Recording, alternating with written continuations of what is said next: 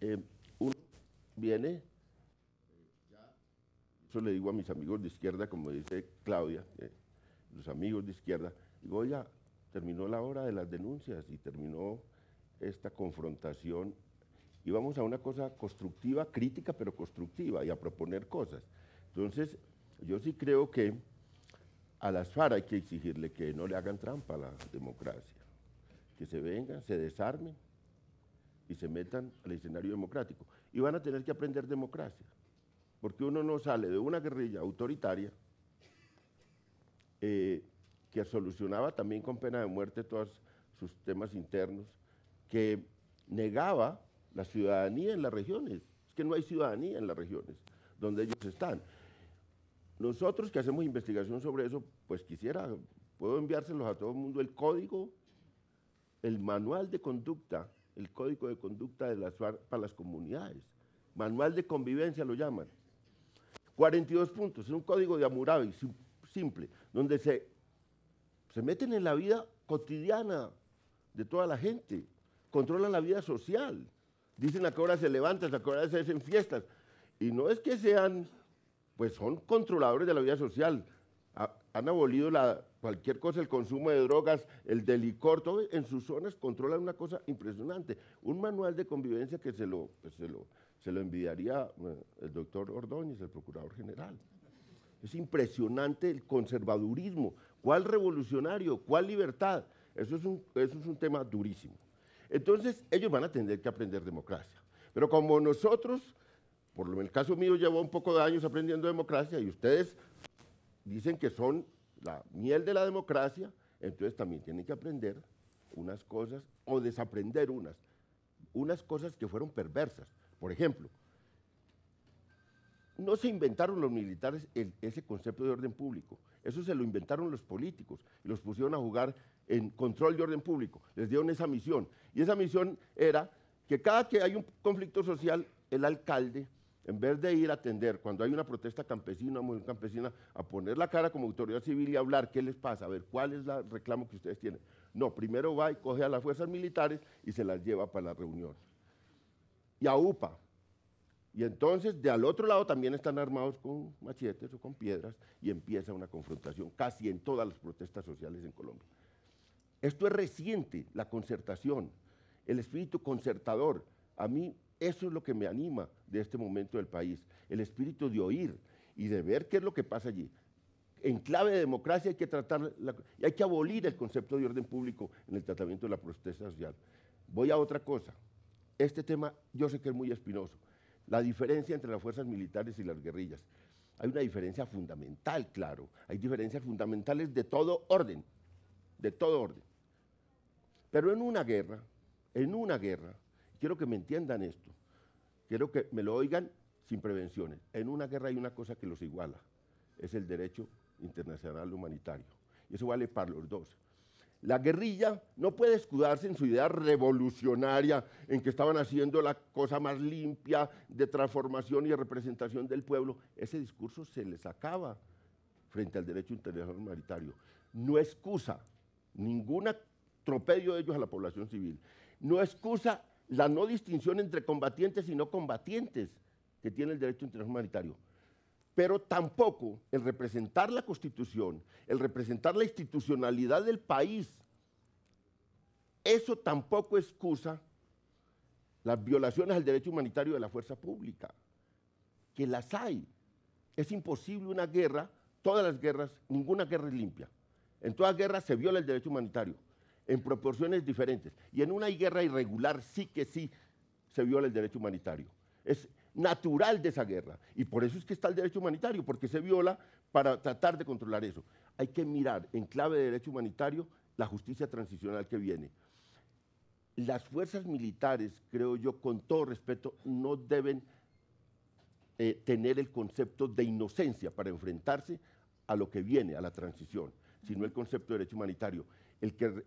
Los irrespetos al derecho humanitario hay que someterlos en los procesos de justicia transicional. Para unos y para otros. Eso va a ser así ahora. Y eso es importante. Si las fuerzas militares se escudan en la inocencia, derivadas de su representación de la institucionalidad de la Constitución, va a ir mal la cosa, va a ir mal la cosa. Esperemos que como no, si doctor los de las Valencia. FARC se escudan, como si las cosas, si las FARC se escudan, oiga, no, como nosotros éramos revolucionarios, podíamos desplazar la gente, pero como nosotros éramos revolucionarios, podíamos matar a civiles y han ocurrido crímenes impresionantes. Mi organización, a la cual pertenecí y por la cual me salí de ella, hizo un crimen impresionante. Matar un obispo, nosotros que éramos hijos de la iglesia, los del ELN, y los del Frente Laín mataron un obispo en condiciones de indefensión. ¿Usted cree que eso tiene alguna justificación porque el señor tenía diferencias ideológicas? Ninguna justificación, doctor Valencia.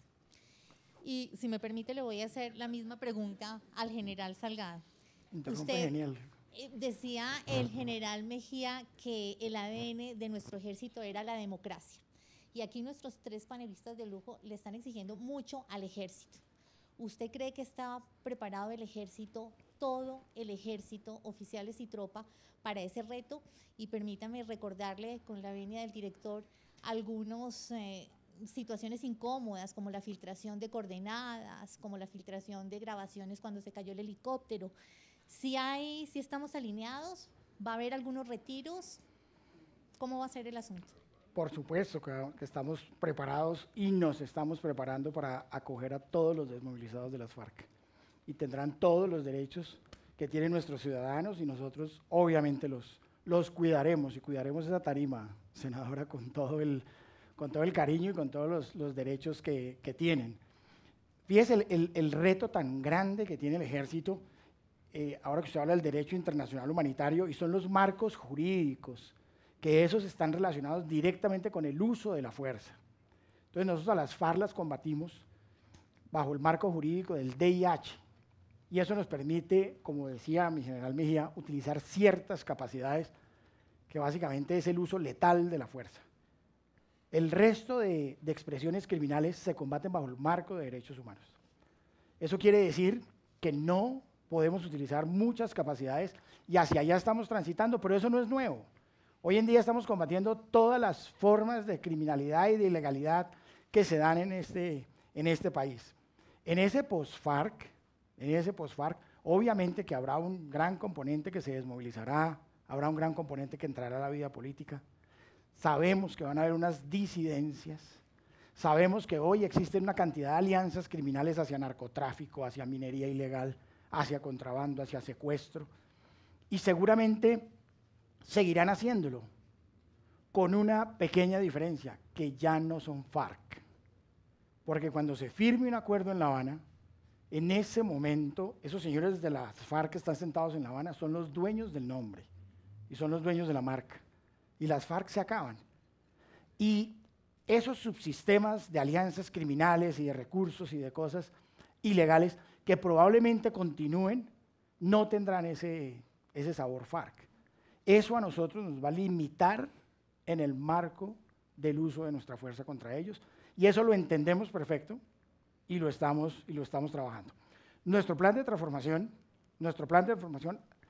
determina 7 áreas misionales muy definidas, que es un plan de transformación que inicia en el ejército y luego, a medida que lo vamos avanzando, nos damos cuenta de la necesidad de que entre todo el sector defensa dentro de ese plan.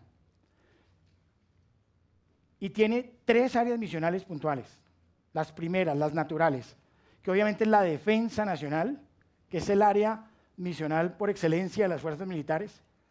Tiene la seguridad y convivencia ciudadana, que es el área misional por excelencia de la policía.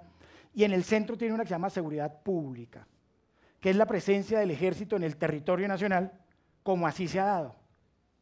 En el panel anterior alguien decía, es que el ejército es el Estado en muchísimos sitios. Y efectivamente el ejército es muchísimo más veloz que el Estado. Siempre está presente, siempre está participando, es el primero que llega. Ahora estamos apagando todos los incendios, estamos en las fronteras, en los temas de contrabando. Siempre el primero que aparece es el Estado por su capacidad de velocidad. Pero tenemos 4 áreas misionales hacia adelante que son áreas de oportunidad y de participación con nuestra población, que es el desarrollo del país. Tenemos una gran capacidad en ingenieros de construcción de vías en las áreas más alejadas, en donde no ha llegado el Estado con la fuerza que debería llegar, en temas de medio ambiente, en temas de gestión de riesgos y atención de desastres, en temas de cooperación internacional. Tenemos muchas cosas que presentar. Para decir una cosa. 29. Les decía ahorita que hemos usado la violencia y el clientelismo. Y tú decías, pero bueno, ustedes no pudieron derrotar la parapolítica pues en las urnas. No hemos podido, No y solamente. efectivamente no hemos podido todavía. La hemos disminuido muchísimo. Y lo mismo va a pasar con otros fenómenos de criminalización de la política. Pero quisiera mencionar un tercer elemento. Hemos usado como sociedad, insisto, violencia, clientelismo y delegación, no construir Estado en las regiones, sino delegárselo a una combinación de políticos clientelistas, corruptos y criminales amangualados. Tenemos que renunciar a esa delegación y construir ciudadanía, Estado y mercado en las regiones y meternos la inversión que eso necesita para hacerse. De lo contrario, no vamos a derrotar ni al abuso que pudieran hacer eventualmente las FARC, donde operaron, ni al abuso que siguen haciendo hasta hoy los paramilitares y sus aliados políticos, donde operaron. De acuerdo. Es un panel de lujo que me encantaría llevármelo ya al periódico para concluir este panel en las páginas de Domingo del Tiempo. En Aras de la Democracia tenemos un invitado de honor que es el que va a cerrar nuestro panel en nuestro foro de este día. Les doy las gracias de lujo, Gracias. mil gracias. Y al final el general Bonet pidió un minuto que lo tendrá después de la intervención del señor embajador.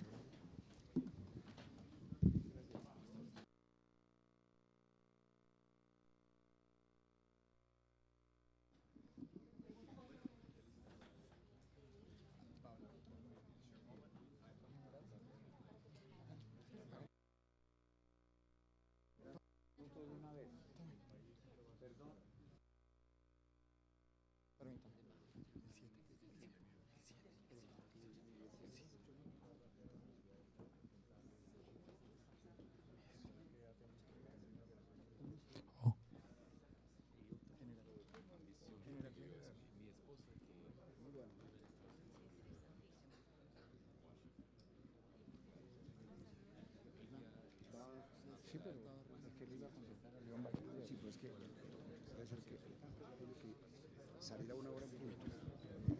¿Cómo? Es que tenemos problemas de tiempo con el embajador. No, yo también, yo me voy a...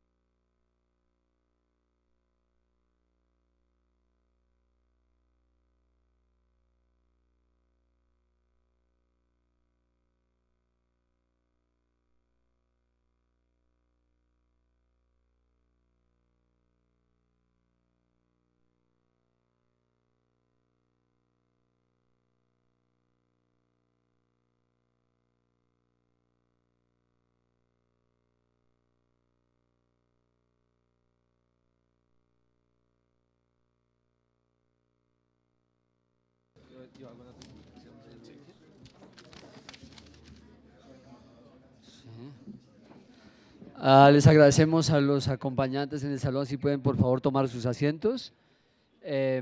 Vamos a rematar este encuentro esta mañana, esta reflexión que ha hecho el periódico El Tiempo, la Universidad del Rosario sobre el ejército del futuro, el ejército y su transformación, el ejército para la paz. Y a continuación con ustedes está, cerrando nuestra reflexión de esta mañana, el señor embajador de los Estados Unidos en Colombia, el señor Kevin Whitaker.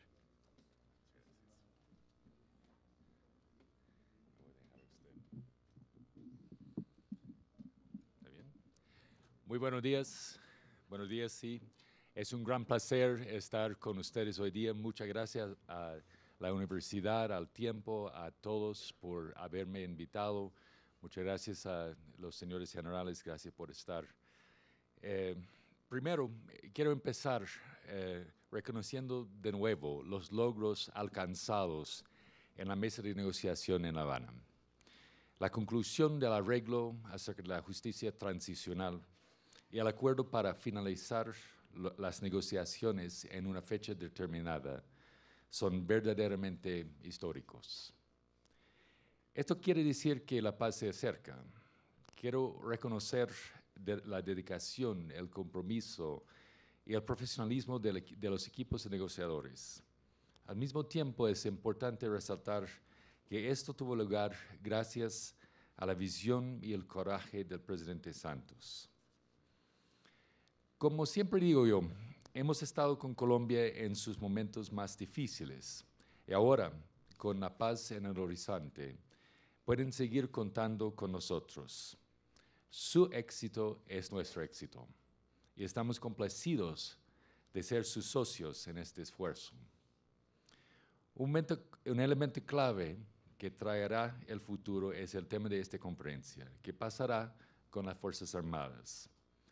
Para tratar este tema y pensando en eso, noto, a mi modo de ver, que la historia de Colombia muchas veces puede ser dividida en antes y después. Antes y después de que Santander y Bolívar tuvieron sus desacuerdos, antes y después de que mataron a Gaitán, antes y después de Marquetalia, antes y después de Calguán, antes y después de Uribe, y ahora antes y después de Santos La Paz. Y este traerá cambios.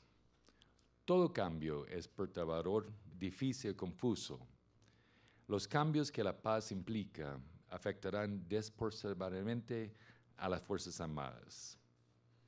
Nosotros en Estados Unidos hemos tocado muchas veces las transformaciones de nuestras Fuerzas Armadas. El año pasado, los organizadores de este evento invitaron al general Colin Powell y él nos dijo que cuando se transformó las Fuerzas Armadas en su momento, a la caída del muro de Berlín, a su modo de ver, en este momento, la institución tenía dos opciones. O las Fuerzas Armadas pueden controlar los cambios, diseñar los cambios y presentar los cambios a sus líderes democráticos, o sus cambios pueden ser controlados por las circunstancias. Obviamente, dijo él, era mucho más importante que las Fuerzas Armadas tomen control de eso. Transformación es cuando la naturaleza fundamental de una organización o la misión fundamental de la organización cambia. Lo que se describe como transformación ahora en este contexto es la habilidad de adaptación de las fuerzas de defensa frente a amenazas reconocidas por la nación. ¿Cómo es que nosotros hemos tratado la transformación y qué mensajes o lecciones que puede dar? Para los Estados Unidos, cuando pensamos en transformación de nuestras Fuerzas Armadas, se lleva a cabo tres tareas esenciales. Primero, las Fuerzas Armadas estadounidenses deben estar preparadas para enfrentar cualquier amenaza del extremismo. Segundo, es necesario tomar medidas para una posible guerra en esta década a través de inversiones en nuevas plataformas, entrenamiento y modernización. Y tercero, necesitamos estar preparados para hacer frente a las futuras amenazas emergentes del siglo XXI. Teniendo eso en cuenta, tenemos 4 pilares de transformación que guían las Fuerzas Armadas de Estados Unidos hoy en día. El primero es el fortalecimiento de las operaciones conjuntas. Logramos eso por medio de la búsqueda de iniciativas de la acción conjunta y objetivos de interoperabilidad. El segundo es explotar las ventajas de los sistemas de inteligencia que identifican las posibles amenazas. La meta de esto es anticipar dónde, cuándo y cómo nuestros adversarios intentarán hacernos daño. Y el tercero es el desarrollo de los conceptos concernientes a la modernización. El cuarto es la aplicación de los conceptos y el desarrollo de capacidades que transformen la organización militar. Este proceso debe suministrar un mapa estratégico para la transformación que puede ser puesto en marcha por nuestros líderes democráticos. ¿Cómo se puede aplicar estos conceptos a la situación actual que enfrentamos acá en Colombia? Cuando hablamos de la transformación acá, como amigo aliado que somos, sugerimos que sería factible empezar pensando en los futuros roles, misiones, prioridades, la reestructuración, la modernización y la posible preparación para misiones no bélicas. Se sabe que es crítico que la transformación se oriente conforme a un profundo análisis de las amenazas emergentes. Una de estas, acá en Colombia, puede ser la situación en el campo. Dentro de esto es lógico considerar cómo utilizar las fuerzas militares en coordinación con las fuerzas policiales. Por sus naturalezas, las instituciones tienen enfoques distintos. La policía se necesita en todo el tiempo, en todos los lugares, extendiendo presencia del Estado. En general, no hacen expediciones, interviniendo temporalmente, pero las Fuerzas Armadas se destacan y están diseñadas para realizar operaciones expedicionarias. Eso sugiere que casar las capacidades expedicionarias de las fuerzas militares con la capacidad de permanencia y acompañamiento de la policía puede ser factible y hasta importante. Eso es consistente con crear una capacidad de estabilidad regional dentro del país para mantener la defensa nacional. Organizaciones criminales intentarán llenar cualquier espacio vacío, y se debe estar preparado para enfrentar estas amenazas con una fuerza profesional, ágil y capacitada. Las operaciones internacionales y multilaterales pueden llegar a ser otra área de interés para las Fuerzas Armadas. Las Naciones Unidas, en su misión para el mantenimiento de la paz, busca constantemente socios militares capaces y dispuestos a proporcionar unidades de aviación y ingeniería. Las Fuerzas Armadas de Colombia se destacan en esas áreas. Se recuerda que otra transformación de las Fuerzas Armadas de Colombia ocurrió hace 15 años, cuando adaptaron la misión y la organización en la lucha contra la insurgencia, reformando sus instituciones, reformando sus plataformas principales y reformando su organización para ejecutar las nuevas misiones. Eso quiere decir que las Fuerzas Armadas han demostrado su capacidad de transformarse y renovarse en tiempos recientes. Ahora, además de una transformación de las Fuerzas Armadas, respetuosamente sugiero que debería ocurrir una transformación coordinada y simultánea con el gobierno civil, que empoderará más a las regiones y los municipios. Para consolidar la seguridad, hay que llenar los vacíos que hace atractivo a las organizaciones violentas y criminales. Empecé esta discusión mencionando los anuncios acerca de la paz, los cuales son bien recibidos por muchos, incluso por nosotros. Quiero cerrar subrayando lo que considero ser un punto central. Una razón principal por la cual la paz es posible ahora es debido precisamente a que las Fuerzas Armadas actuaron con dedicación, compromiso, sacrificio y profesionalismo. Pusieron a Colombia en la posición para alcanzar la paz.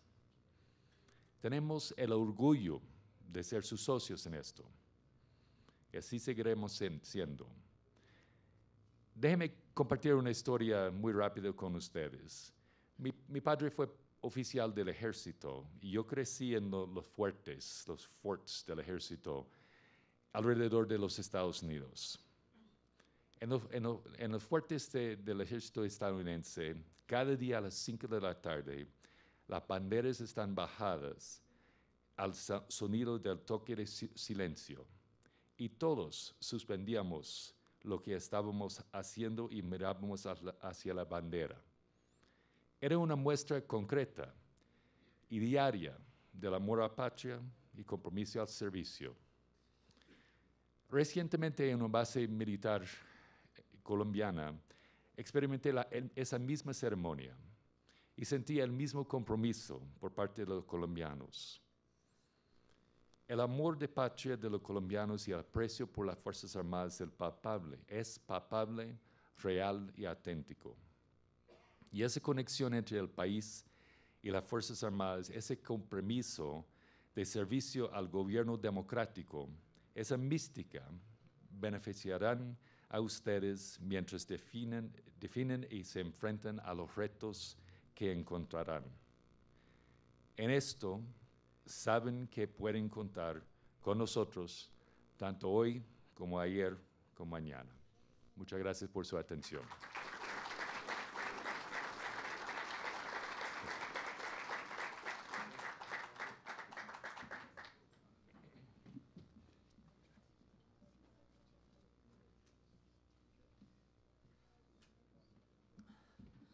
Hemos llegado así al fin de esta reflexión de esta mañana. Nuestra gratitud en nombre del Tiempo Casa Editorial y de la Universidad del Rosario al comandante del Ejército, al general Mejía. Nuestra invitación, nuestro agradecimiento a cada uno de los invitados que nos deleitaron con su intervención, con su información, con su conocimiento.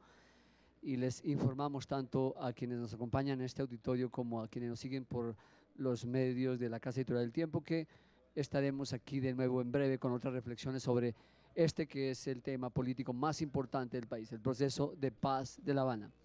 Y les informamos a continuación a los periodistas que el señor embajador de los Estados Unidos dentro de algunos minutos está dispuesto a responder algunas preguntas de ustedes.